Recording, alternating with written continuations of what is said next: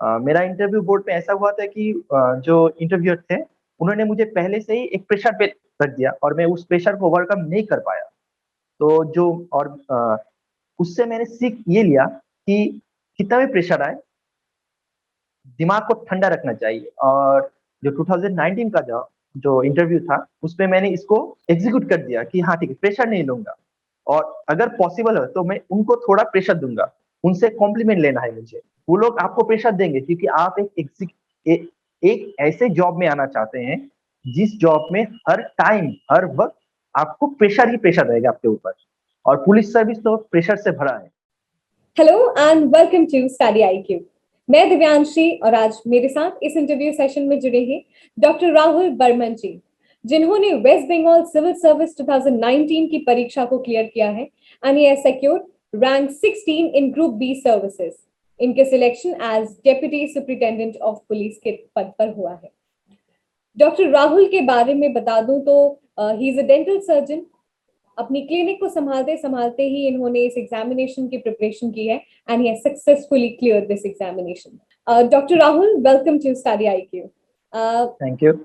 Doctor Rahul, मैं शुरुआत इसी से करना चाहूंगी कि आप एक डेंटल सर्जन हैं, आपका खुद का क्लिनिक है और आप साथ ही साथ इतने बड़े एग्जामिनेशन की तैयारी कर रहे थे जिसका नाम है वेस्ट बंगाल सिविल सर्विस। किस तरीके से आप अपना टाइम मैनेज करते थे? क्योंकि वी नो जब इस एग्जामिनेशन की प्रिपरेशन करनी होती तो एक पूरा डेडिकेशन चाहिए रहता है, और जब साथ ही साथ आप एक क्लिनिक, आप एक डॉक्टर हैं, तो टाइम किस तरीके से मैनेज करते थे? Thank you Divyanshi. ठीक है, हाँ आपने जो बताया वो एकदम सही है क्योंकि जो civil service, West Bengal civil service, ये हमारा जो स्टेट है वेस्ट बंगाल, उसका सबसे जो टॉप सिविल सर्विस एग्जाम है। तो इसको क्रैक करना इतना आसान नहीं था और मेरे मेरे लिए भी इतना आसान नहीं था। ये मेरा थर्ड अटेम्प्ट था। तो थर्ड अटेम्प्ट में मैंने ये एग्जामिनेशन क्लियर किया और एक रैंक सिक्योर किया।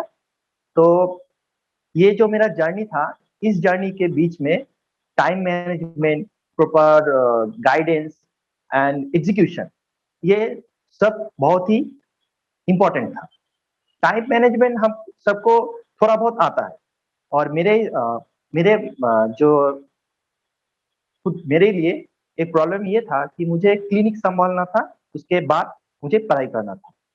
तो इसमें दिक्कत इनिशियली मुझे हुआ था कि कैसे करूं कैसे ना करूं, लेकिन धीरे धीरे मैं जैसे चेम्बर और मेरा क्लिनिक और जो स्टडी है उसको हो गया मेरा। क्योंकि मैंने ये जो किया, मेरा एक टारगेट था कि हर रोज कुछ ना कुछ पढ़ना है, गैप नहीं जाना चाहिए। कुछ स्टूडेंट ऐसा सोचते होंगे शायद कि ठीक है, 7 दिन का पढ़ाई एक दिन में कर लेंगे, ये ठीक नहीं है।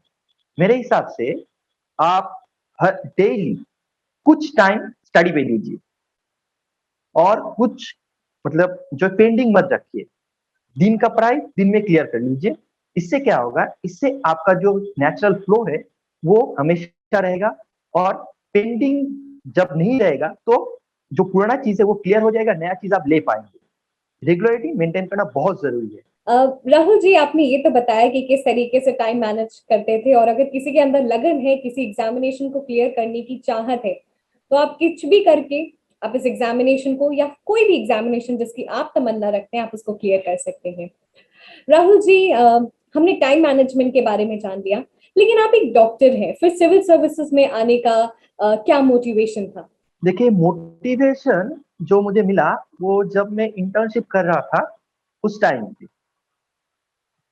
हाँ, जब मैं अपने कॉलेज में, जो North Bengal dental college and hospital है, नॉर्थ बंगाल का जो हमारा जो स्टेट है, स्टेट का नॉर्थ बंगाल रीजन का only dental college and hospital है। उस जो हमारा जो स्टेट का जो ये रीजन है, इसमें पॉवर्टी बहुत ज्यादा है।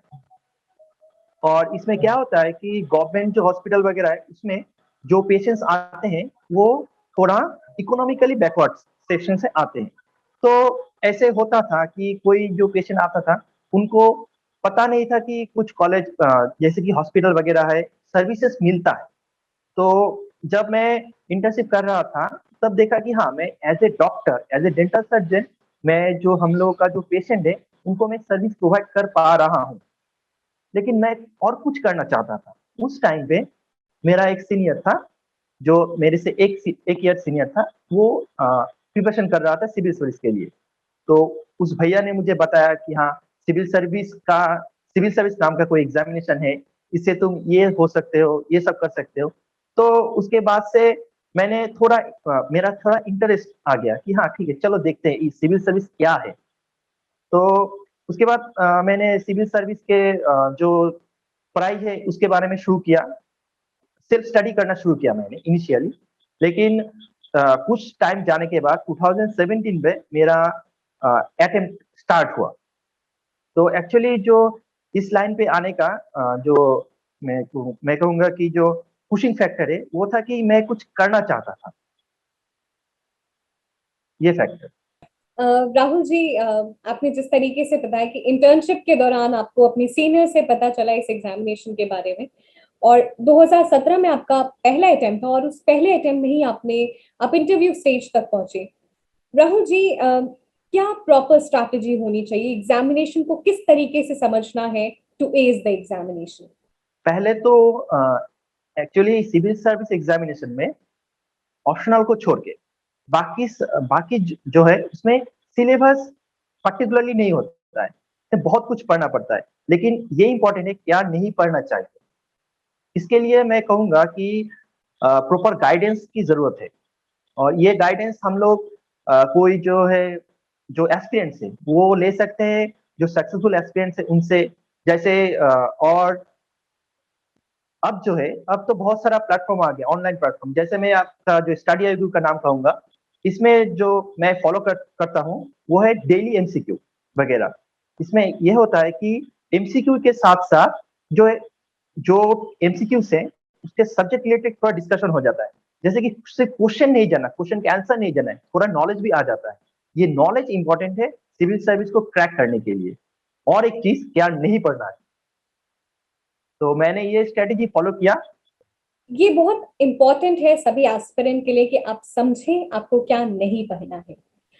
राहुल जी, हमें एग्जामिनेशन पैटर्न के बारे में अगर हम बात करते हैं तो जनरल स्टडीज का पेपर होता है जो कि एमसीक्यूज होते हैं, और जो ऑप्शनल हाँ। पेपर है और लैंग्वेज पेपर वो डिस्क्रिप्टिव होता है।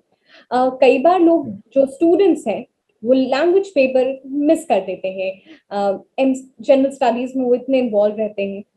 लैंग्वेज पेपर एक बहुत ही स्कोरिंग सेक्शन है। किस तरीके से तैयारी करनी चाहिए आपके हिसाब से? मेरे हिसाब से लैंग्वेज जो दो पेपर है, पेपर 1 पेपर 2, इसमें जो जीएस का जो पेपर है सेम एम्फेसाइज और सेम इंपॉर्टेंस देना चाहिए। क्योंकि कोई एक पेपर अगर खराब हो जाता है तो आप बहुत पीछे रह जाते हैं। लैंग्वेज पेपर में हम लोग ऐसा होता है कि ये ट्रेडिशन देखा जाता है कि लैंग्वेज हम लोग समझते हैं कि उसमें जो हम लोग का लैंग्वेज नॉलेज वो देखा नहीं जाता है। आप और मैं एक स्ट्रेटेजी फॉलो किया। वो स्ट्रेटेजी ये था कि जैसे हम लोग सिविल सर्विस में आना चाहते हैं, सिविल सर्विस में इंपॉर्टेंट है कि आपको सवाल दिया जाएगा और आपसे जो क्वेश्चन पेपर जो सेट कर रहे हैं वो लोग चाहते हैं कि आप जवाब दीजिए, सॉल्यूशन चाहते हैं आपसे। तो मेरा जो लैंग्वेज पेपर है और जो मेरा ऑप्शनल पेपर है, मैंने कोशिश किया कि वो जो पॉइंट है वो देने के लिए कोई भी अगर जो जैसे कि कोई रिपोर्ट वगैरह या फिर एडिटोरियल लेटर, उसमें जो जिसके टॉपिक के बारे में पूछा गया उस टॉपिक के बारे में लिख लिया। लेकिन उसके बाद मैं जो है कंक्लूजन में अपना खुद का जो ओपिनियन है, जो सॉल्यूशन है, वो देना चाहता था और मैंने दिया। तो आई थिंक वो मेरे फेवर में काम किया। राहुल जी, आप अभी जैसे एक सॉल्यूशन ओरिएंटेड आंसर्स देने हैं आप सभी को। बिल्कुल, आप जितना पढ़ेंगे आपको उतना समझ में आएगा किस तरीके से एक पॉजिटिव अप्रोच और एक पॉजिटिव कंक्लूजन देना है। लेकिन मैं उन एस्पिरेंट्स के लिए जानना चाहूंगी जो नो वॉइस है इस प्रिपरेशन में, वो कैसे समझें कि ये जो पॉजिटिव कंक्लूजन और पॉजिटिव अप्रोच की जो बात है वो ओवर द टाइम कैसे आती है एक एस्पिरेंट के अंदर? देखिए, इनिशियली एक एस्पिरेंट को पता नहीं चलेगा कि क्या करना है। ये जब वो प्रिपरेशन लेना शुरू कर देगा तभी उसको पता चलेगा। इसके लिए पहले जो सब्जेक्टिव नॉलेज है उसको जानना चाहिए और उसके साथ साथ जो करंट अफेयर्स है उसको, और मैं कहूंगा कि जो प्रैक्टिकल अप्रोच है, प्रैक्टिकल नॉलेज, इसको ही बढ़ाना चाहिए। इसके लिए तो करंट अफेयर्स के लिए यूट्यूब चैनल वगैरह है ही, और बुक्स भी फायदेमंद थे। राहुल जी, एक बहुत ही इंपॉर्टेंट पॉइंट आपने सभी के लिए क्लैरिफाई की कि this doesn't happen overnight, but जितना आप रीड करेंगे, जितना आप अवेयर रहेंगे, उस तरीके से आपको पता चलेगा कि ये पॉजिटिव अप्रोच वाली जो कॉन्सेप्ट है, जिस तरह को आपको इनकलकेट करना है, वो किस तरीके से डेवलप होगी।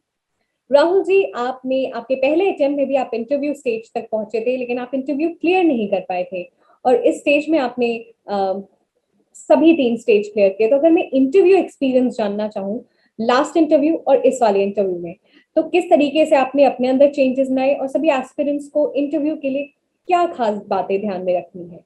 मेरा जो पहला इंटरव्यू था 2017 में ग्रुप ए का, वो बहुत बुरा गया था।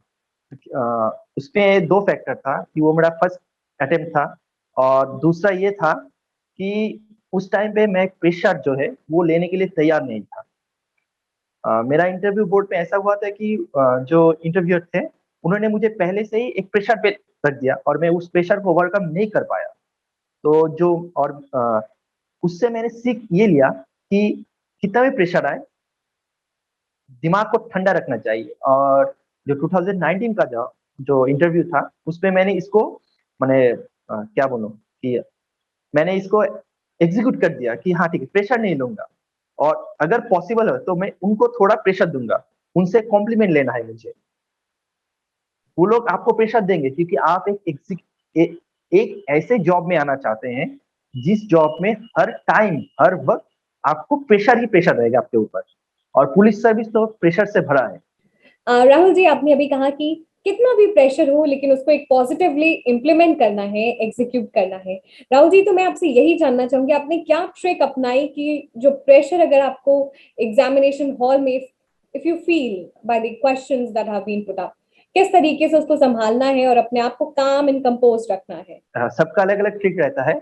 मेरा ट्रिक था ठीक है, एक क्वेश्चन नहीं मिला, फाइन, नेक्स्ट पे जंप करते हैं, नेक्स्ट आएंगे, ऐसे ही हो जाएगा। क्योंकि अगर जो क्वेश्चन का आंसर मुझे नहीं आता है, अगर वही वहीं पर मैं स्टक कर जाऊंगा तो मैं आगे नहीं बढ़ पाऊंगा। आगे बढ़ना है। कॉम्पिटिटिव एग्जामिनेशन और जो सिविल सर्विस है, इसमें ये मेन फैक्टर है कि आपको आगे बढ़ना ही रहना है। आप किसी जगह पे माने स्टिक नहीं कर सकते, आपको आगे जाना है।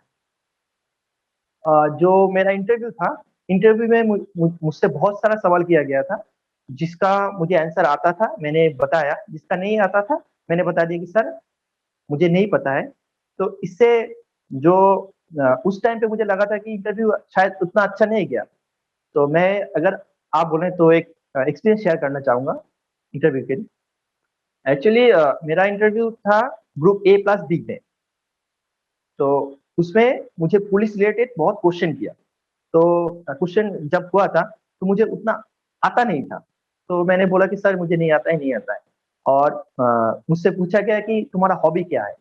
तो मैंने बताया कि मेरा पर्टिकुलरली ऐसा कोई हॉबी नहीं है, मेरा हॉबी है लोगों से बातचीत करना, लोगों से बात सुनना। तो इसी दौरान शायद चेयरमैन सर थे, उन्होंने बताया कि हाँ अभी तो सब लोग चाहते हैं कि बात करें, बोलना चाहते हैं। तो वो उस बात से सर मेरे ऊपर प्रेशर दिया कि ये तुम्हारा शायद कोई ड्रॉबैक है, फॉल्ट है कि तुम बात करना चाहते हो, ज्यादा बोलते हो। तब मैंने बोला कि सर, किसी को अगर मैं चाहूं कि कोई मुझसे बात करे, तो इसके लिए तो मुझे उनसे पहले बात करना चाहिए। अगर कन्वर्सेशन अगर हम पहले से शुरू ना करें तो कैसे हम लोग कन्वर्सेशन स्टार्ट होगा। तो मैंने ये बात बताया।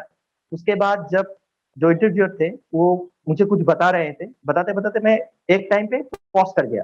तो एक सर ने पूछा कि तुम्हारा एनर्जी डाउन क्यों हो गया। तो मैंने बताया सर मेरा एनर्जी डाउन नहीं है, मैं आपके बात सुन रहा था। तो सर ने बताया कि थैंक यू वेरी मच, तुम मेरा बात सुन रहे थे। शायद मुझे लगता है कि ये दोनों फैक्टर मेरे फेवर में काम किया। आई एम श्योर जिस तरीके से आपने बताया, जिस तरीके से टैकल किया उनकी बातों को, और आपने अपने आप को कभी नर्वस नहीं फील करवाने दिया, वो आपका सबसे बड़ा प्लस पॉइंट था। राहुल जी, किस तरीके से स्टडी आईक्यू आपकी जर्नी में साथ रहा है? स्टडी आईक्यू के बारे में मुझे बाद में पता चला 17 के बीच में। इसलिए 17 में मैं उसको उतना अच्छा से यूज नहीं कर पाया, लेकिन 17 के बाद से 19 तक प्रिपरेशन में जाता जो था, मैंने डेली जो करंट अफेयर है उसको देख रहा था। और स्टडी आईक्यू का आता है कि कोई अगर करंट करंट कोई करंट इंसिडेंट जो है उसके बारे में 20 मिनट्स का एक वीडियो रहता है, एक दो वीडियो रहता है, मैं उसको फॉलो करता था कि क्या हो रहा है नहीं हो रहा है। और एक चीज, स्टडी आईक्यू एक न्यूट्रल व्यू देता है किसी भी टॉपिक पे, उसका प्रो कॉन्स, उसका जो इम्पैक्ट है सोसाइटी के ऊपर इम्पैक्ट, कंट्री के ऊपर इम्पैक्ट, ये सब मुझे हेल्प किया। जो मैंने आपको बताया कि मेरा जो आंसर राइटिंग है उसमें जो सलीम देना चाहिए उसमें हेल्प किया। एमसीक्यू जो सॉल्व करते थे वो हर वीडियो में 5 से 10 क्वेश्चन देते थे, एक टॉपिक हुआ देते थे और क्वेश्चन के बाद वो आंसर भी दे देते थे, और आंसर के साथ साथ वो कुछ मतलब 2-3 लाइन भी बोल देते थे। वो इन्फॉर्मेशन था, वो इन्फॉर्मेशन बहुत काम आता है। कुछ एक्सपीरियंस ऐसे सोचते हैं कि हाँ एमसीक्यू रट्टा मार लिया हो जाएगा, लेकिन ये एक गलत बात है। ठीक है, अगर एमसीक्यू रट्टा मारेंगे, अगर एमसीक्यू थोड़ा पेचीदा आ गया तो आप शायद आंसर नहीं कर पाएंगे, इसलिए आपको जानना है उसके बाद एमसीक्यू करना है। We are very glad Rahul कि हम आपकी सक्सेस स्टोरी का हिस्सा बन सके। We are coming to the end of the session. आप कुछ टिप्स देना चाहेंगे सभी एस्पिरेंट्स को? टिप्स मैं क्या बोलूं, पढ़ाई करते जाओ, एग्जामिनेशन हो गया, एग्जामिनेशन कैसा गया उसके बारे में मत सोचो। और एक चीज है कि पर्सनालिटी डेवलप करो, और पढ़ाई करते करते ही ये पर्सनालिटी डेवलप हो जाएगा। लैंग्वेज जो लैंग्वेज 1 लैंग्वेज 2 इसमें बहुत ध्यान देना चाहिए, क्योंकि इसमें पहले शायद नंबर नहीं आता था, लेकिन अब नंबर आ रहे हैं, और ऑप्शनल सब्जेक्ट्स तो है ही ग्रुप ए और बी के लिए। राहुल, आपने बहुत ही क्रिस्प शब्दों में एक बहुत बड़ी बातें कह दी कि खूब पढ़िए और पर्सनालिटी डेवलप करिए। हम भी आपसे यही कहेंगे कि पर्सनालिटी डेवलप करना बहुत जरूरी है, और साथ ही साथ खूब पढ़िए ताकि जिस एग्जामिनेशन की आप एस्पिरेशन रखते हैं उस एग्जामिनेशन को अब जल्द से जल्द क्लियर करिए। Thank you so much, Rahul, for joining us in this interview session. It was really great to have you. Thank you.